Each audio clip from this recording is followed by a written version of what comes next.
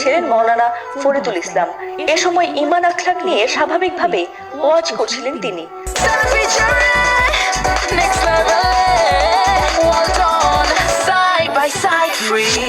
কিন্তু কিছুক্ষণ পর কথা বলার মধ্যে হঠাৎ তার চোখে মুখে ধরা পড়ে অস্বস্তির ছাপ।